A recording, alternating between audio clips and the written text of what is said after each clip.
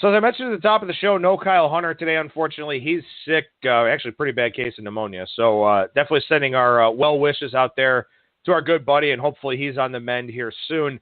But I'll take a little bit of a college football first look myself here on today's show and look at a few of these lines. And if you want a little bit more analysis and some more games, I wrote up my college football opening line report over at BangTheBook.com. So that's something you can go and take a look at here at your leisure. But I want to start with a few of these weeknight games here, one of them being Wednesday's tilt between Toledo and Ohio. Now, this is a really interesting game for a lot of different reasons. For one thing, it's probably a MAC championship game preview, at least it should be. Ohio can't afford to lose this game so long as they beat Akron next week, and they'll be in decent shape there. But you've got this Ohio team and this Toledo team, two teams in the top 15 in scoring offense. So maybe this is the closest thing we have to the MACtion that we all love and think about, Toledo and Northern Illinois and Western Michigan and Toledo, and some of those teams that earlier on in the decade were hanging 50, 60 points in these games. I think both of those defenses here in this game are better than the defenses that we saw in the past. But you run into a situation here with the Bobcats, and I totally understand the line move, going from 6 down to 5.5.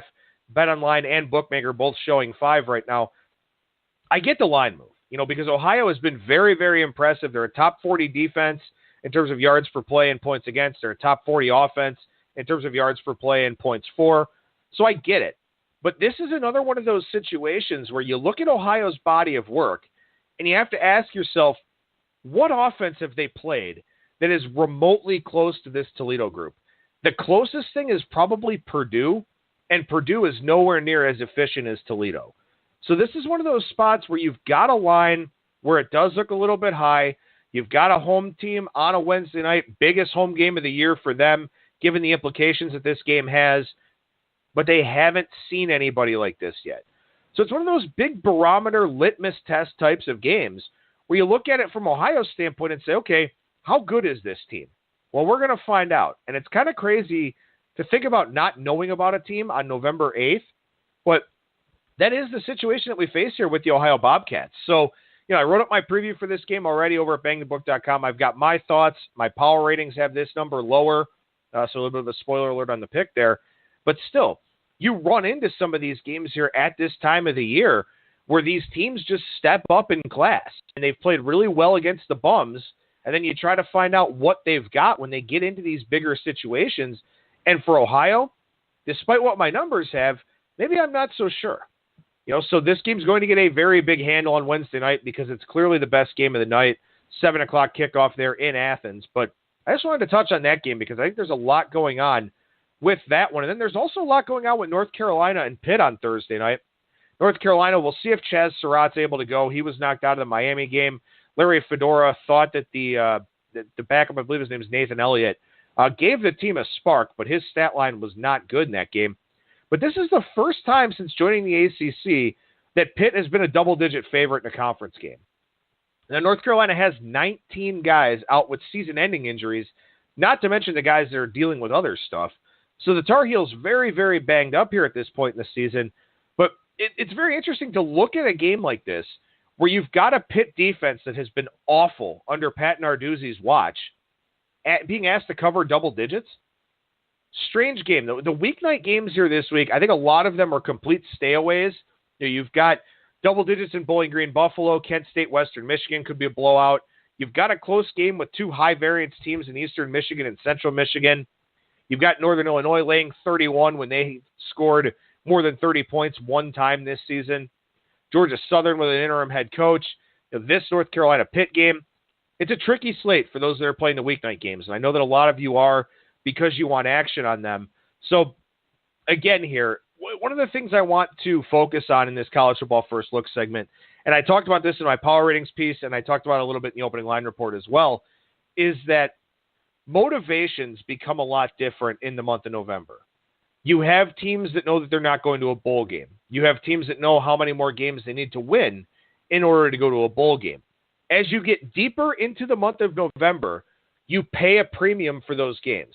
If you're that Thanksgiving weekend and you've got 5 wins, that line's going to be inflated by a point, point and a half, maybe even 2 points, maybe higher if they're playing a team that's not any good. But now you can use that as a little bit of a betting angle for you because you've got some of these situations where you have teams that have 5 wins, but their last 2 games are against really good opponents. So maybe this week they have to win. Otherwise, they have to pull a pretty significant upset to get to a bowl game. Teams know that. Coaches know that. The players aren't stupid. They know that. So you can probably find some of those situations here this week where you've got a team that's got 5 wins, needs one to get to a bowl, or a team that has 4 wins, plays an elite team, and then a couple of doormats. They're going to want to win those doormat games. They're going to want to remove all doubt. And so you can get some value on some of those teams here. When you start looking at November and beyond in college football, yeah, the power ratings are still significant and they still have some impact, but also you have all of these extracurricular factors. You've got bowl eligibility. You've got the college football playoff rankings, about here in a second as well. But you have all of these different factors that aren't there throughout September and October. So you don't want to throw away what you've done so far. If you're doing power ratings, you still want to pay attention to them. If you handicap based on certain stats, you still want to pay attention to those as well. But you have teams in very different situations. Lame duck head coaches, interim head coaches. Is the team playing for the interim? Does the team not care about the interim? Bowl eligibility, spot in the rankings, what kind of bowl game you're going to get to go to. If you're a player and you start looking at this whole process and you're finding out to yourself, okay, we can either go to the Bahamas or we can go to Birmingham. Or, we can either go to California or we can play in Detroit or some kind of thing like that, or any of those games that are out there. You want to go somewhere where you want to go. Some of these kids don't get to take these big, long vacations. Some of them, grew up in very financially challenged households. Maybe some of them played high-level high school football, and they don't really care where they go. But, you have these different motivations here at this time of the year. Have players been playing hurt all season long? Are they just ready to be done? Do they want to get to a bowl game and have 2 extra weeks of practice? Is getting an iPad in your swag bag enough to go and play a bowl game in Shreveport, Louisiana or something like that? You have all of these different considerations, and really they start now. They start when the calendar flips over to that first full week of November because teams have 3 games left to go in the regular season. Because teams want to get to that conference championship game. You can be a team that has a bad record, but still be in a position to possibly make it into your conference championship game. So there's all of these extra factors that you have to pay attention to here. It's not just the numbers. It's not just the spreads. It's not just the stats. It's everything. It's a total package of things. Look at a game like game 131, 132 between Tulane and East Carolina. All of a sudden, Tulane's gone in the tank. All of a sudden, they're playing really bad football. But this week, they've got a chance to beat an East Carolina team who's not any good. An East Carolina team that's just 2-7. They can't make it to a bowl game. Tulane, on the other hand, they got to play Houston. They got to play SMU, so they're a long shot to make a bowl.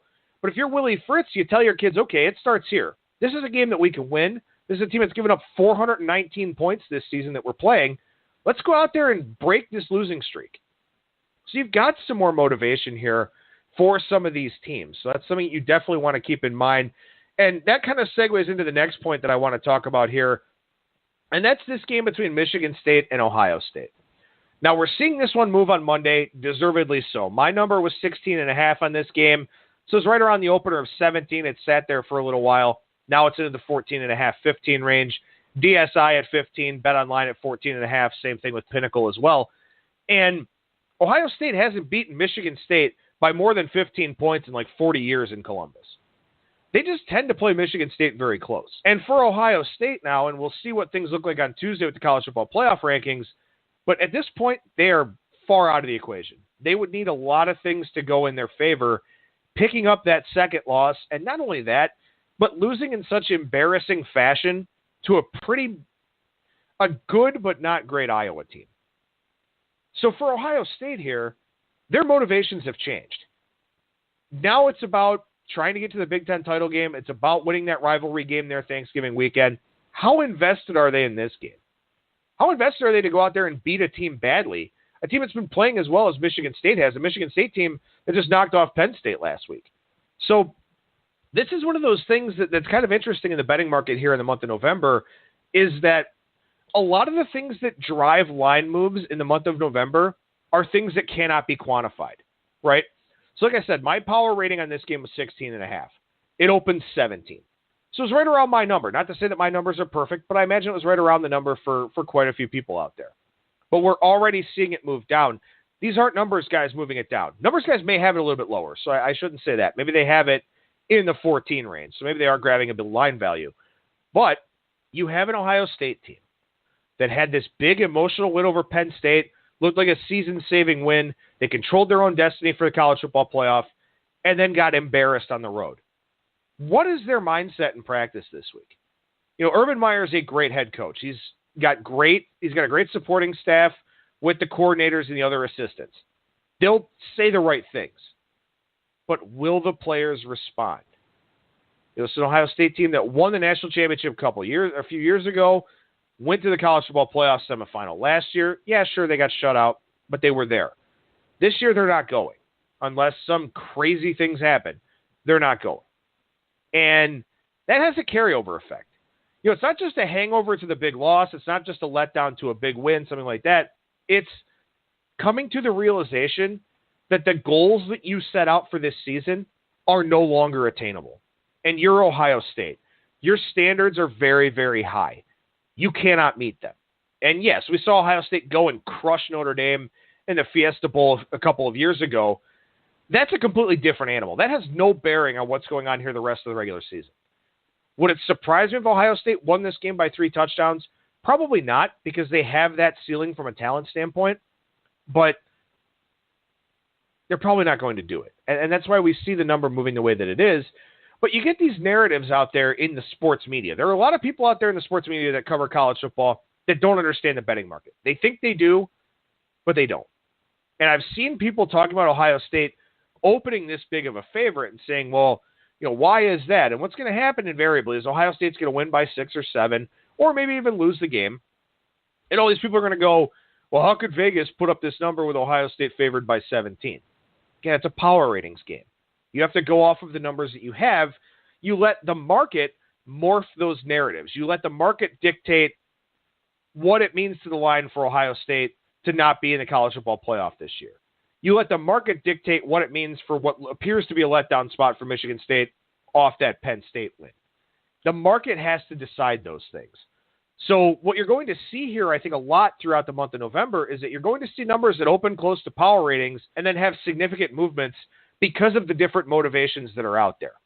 So that's something I want you to pay attention to here over the next 3-4 weeks, is that a lot of these numbers are going to come out where they should, but then they're going to move to different places based on circumstance, based on what's going on in the national landscape. And like I said, you're going to have that Thanksgiving weekend, if you've got a team with 5 wins playing a team with 1 or 2 wins, that number is going to come out where it should, and it's going to go up 6-7 points just because of the concept of bowl motivation, the must-win factor. Well, all the pressure's on the team in the must-win situation. So a team that's won 1 or 2 games where guys are going out there saying, hey, I want 1,000 yards, or hey, I want 500 yards, or whatever else, those kids are playing with no pressure. They're playing for personal statistics. So handicapping takes on a different face in the month of November. And that's really what I wanted to focus on here, and what I would have focused on with Kyle Hunter if he'd have been able to do the segment here this week. But we'll talk about some of the specific games with Sports Cheat on Tuesday, and then Brian Leonard on Wednesday, and Brad Powers and Ralph Michaels on Thursday as we go throughout the week here. But I just wanted to talk about that with you. As you're watching the betting market here, as you're trying to understand the gravity of some of these line moves this week, keep in mind that a decent amount of them from this point forward are going to be situationally based in nature. There aren't going to be as many numbers guys plays here on these games because they'll want to see where these numbers are going. Because if they've got a number, like let's say somebody had an Ohio State minus 20 number against Michigan State, which I don't think anybody would, but you have the expectation that if Ohio State opens big enough, given the circumstances for both teams, that number is going down. So you're going to wait it out. So numbers guys may be a little bit more patient now the rest of the way because there are so many different factors in play. So you'll want to look out for that in the betting market here as we go forward. And if that's the only thing you take away from this segment here today, I think that's something that will be very beneficial for you as you watch the markets and as you look to get some line value out there in the marketplace.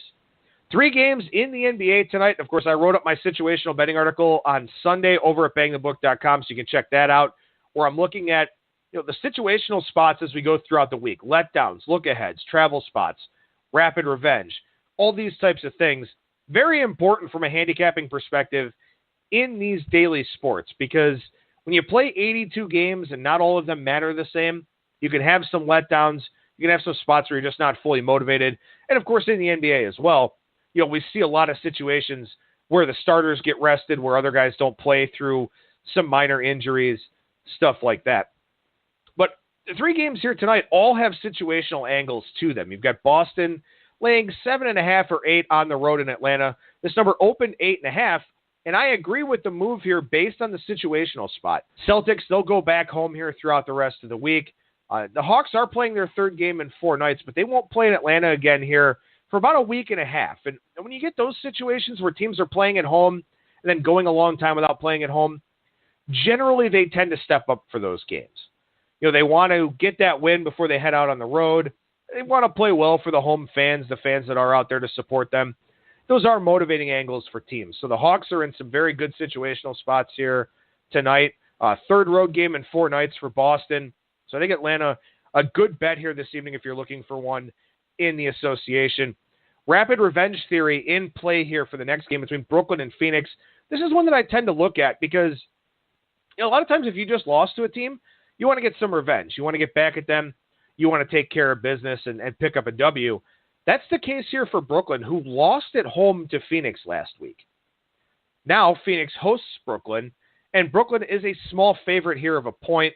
Actually, the market's kind of spread. It's plus or minus 1 on either side. But you've got this spot here where the Nets lost at home in ugly fashion. I think they lost by 17 or something like that. So it's not a great situational spot for the Brooklyn Nets, but they have that rapid revenge angle. They want that revenge. So you've got a situation here where Brooklyn looks like the play tonight if you can stomach laying a short little road price on them. Finally, Miami and Golden State. Something I kind of talked about with Wes Reynolds last week is that it almost seems like lines for Golden State basically start in the 12.5, 13 range and then kind of bounce around from there. You almost have this set standard number for the Warriors where they're going to be laying double digits in every game where they're favored, especially at home. And then you start moving the number around based on the team they're playing, based on the situation that's involved here. In this spot, I think it's heat or nothing with a 15.5 point line. We haven't seen a whole lot of movement yet on this game. Some shops threatening to go down to 14.5 or 14. But this feels like a little bit of a flat spot for Golden State here. Played a road trip with stops in San Antonio and Denver. Minnesota comes to town on Wednesday. Miami is a team that likes to keep games close, likes to slow the pace down. If they're able to do that against Golden State, and maybe Golden State lets them here because they're not in the greatest of spots, you're catching 15 points in a game that should have a lower number of possessions than the average Golden State game.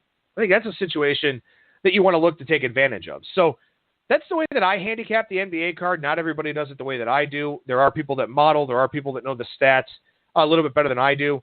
But I think situational betting can be such a great tool for you in the NBA. And with 3 games here tonight, with all of them having different situational factors, felt like it was a good time to illustrate some of those things there for you guys out there. Guys and girls, I should say.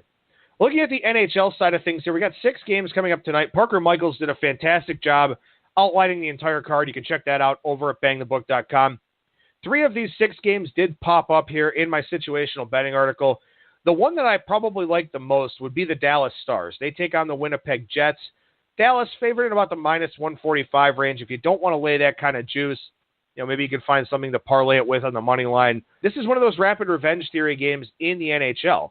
Winnipeg won 5-2 over the Stars in Manitoba last Thursday. Now Dallas, couple home games in a row. They should be ready to get back on track in this spot. Jets, start of a long road trip. Now, typically speaking, when you get the start of a long road trip, it can be a spot to back the visitor. But in this case, with the rapid revenge angle in play for Dallas, I think Dallas is a good spot here. I think this is a good price for them. And again, those are situations that you want to look for when you talk about teams playing day in and day out. A lot of travel, a lot of games in a short amount of time. Typically the schedule, and I've noticed this with the NHL this year, you'll get a 3-4 or a 4-6. then you won't play for 3 or 4 days. So the NHL has made a concerted effort to give teams more time off, but it's grouped together in that when you go on the road, you're going to play those 4 and 6s, but then when you come back home, you're going to have 3 days off before you play another game. So the way that the NHL has incorporated more days off is a good thing for the players, a good thing for the teams, but it hasn't really changed the situational spot dynamics all that much. So I still think that there are a lot of opportunities out there. Now, as I wrote about in my situational piece this week, there really aren't a ton of good spots in the NHL here, just for a variety of different reasons. But there are still some games that I did talk about in that article and some things that I think you should check out if you're looking for some stuff to play. Because like I said, the college games this week on the weeknights, particularly strong. I think you can find some better opportunities in the NBA, in the NHL, and then waiting for college football over the weekend. So all part of bankroll management, all part of understanding risk, understanding the markets. Hopefully those are things that our listeners can take advantage of here this week.